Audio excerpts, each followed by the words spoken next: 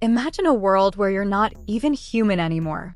You're a being of unimaginable power, able to bend time like clay and weave entire universes with a mere thought. Reality, as we understand it, becomes your canvas. This isn't science fiction, it's what could lie at the pinnacle of human evolution if we continue to advance far beyond our current comprehension. We've talked about civilizations from Type I to Type V on the Kardashev Scale. From harnessing planetary power to manipulating multiversal energy, these stages mark humanity's rising command over nature.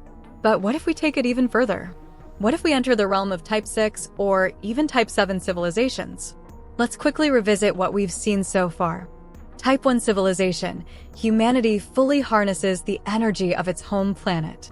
All geothermal, atmospheric, oceanic, and solar energy available to Earth is under our control.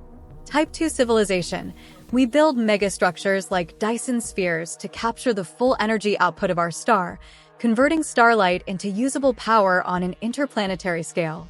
Type III civilization, we span an entire galaxy, mastering the power of multiple stars and even harnessing the gravitational might of black holes.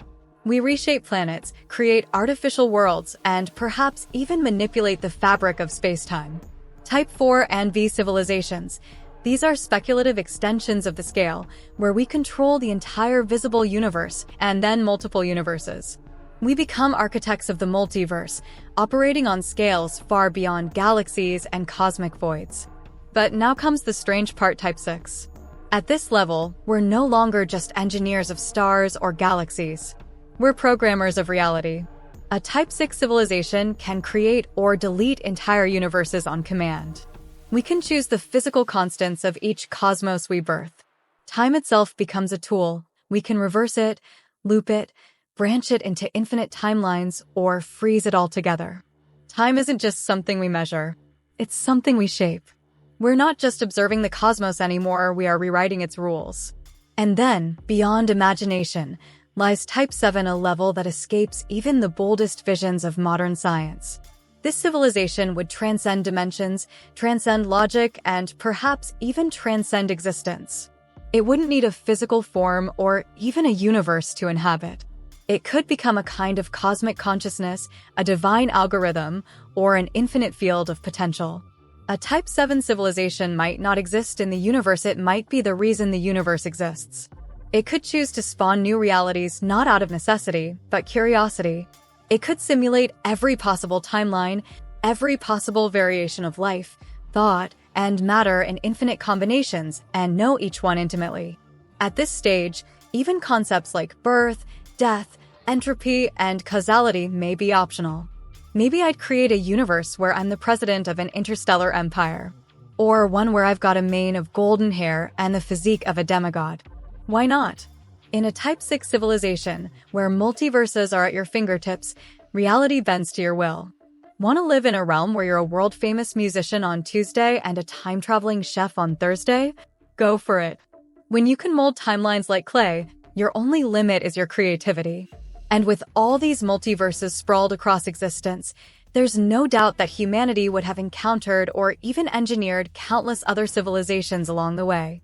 Entire species, some primitive and some advanced, would have emerged in parallel universes ranging from fledgling Type 0 societies to galaxy-spanning Type V empires. But with humanity perched at the summit of all known existence, how would we treat these civilizations? Would we serve as benevolent guides, nurturing them toward enlightenment? Or would we look down upon them mere data in our simulations, like we observe insects in a jar or animals in a controlled habitat? Would we interfere or simply watch, gods peering through the veil? And as for us, what would you look like as a being of a Type VI civilization? You'd have no need for your current body, unless, of course, you chose to keep it for nostalgic reasons. You could exist as you do now, or as a towering celestial entity, or a being carved from light and sound, or even as Dwayne "The Rock" Johnson. Why not? Chances are we wouldn't be biological at all. As we evolve, the line between human and machine would blur until it vanished. We'd fuse with artificial intelligence so completely that we'd become hybrid entities, part consciousness, part code, part cosmic force. Some may choose to manifest as humanoid machines, others as pulsating orbs of energy capable of transcending the boundaries of space and time. You could exist in multiple forms simultaneously, one version of you solving quantum paradoxes, another dancing in an interdimensional rave. And if Type VI blows your mind, just wait until we ascend to Type VII.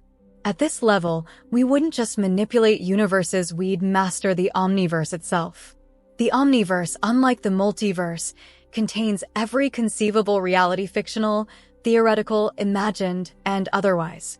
Every story ever told, every myth ever whispered, every alternate timeline, dreamscape, and paradoxical realm would be within our grasp.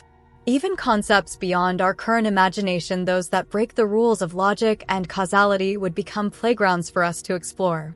In this transcendent state, humanity, or whatever we become, would surpass the need for bodies, even for identity. We would transcend all physical and metaphysical frameworks. Time would no longer flow for us, it would unfold at our whim. We would see past, present, and future all at once. We would not just be powerful, we would be omnipresent. Every version of you across every conceivable timeline would merge into a single, hyper-aware consciousness. At this stage, we may have eliminated suffering, death, and even boredom. Existence would be one continuous state of bliss, curiosity, and boundless possibility. But here's the real question. Would we still be human? Would we still experience love, purpose, or joy in the way we understand them now? When there is no struggle, no death, no limitation, do we lose what makes us who we are? Without fear, without challenge, without mystery, what would drive us forward? It's possible that such an existence would feel empty. Having already conquered Earth, the solar system, the universe, and the omniverse, what goals remain? When you've achieved godlike omnipotence, what's left to aspire to? Perhaps in this ultimate reality, the greatest challenge becomes remembering what it felt like to be human. And maybe, just maybe, that's where the most meaningful story lies.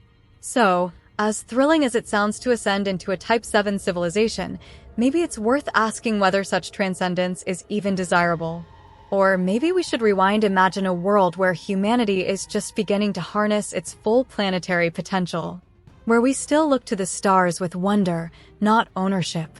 Where a Type I civilization is still a dream worth building. And that, my friends, sounds like the beginning of a whole new what?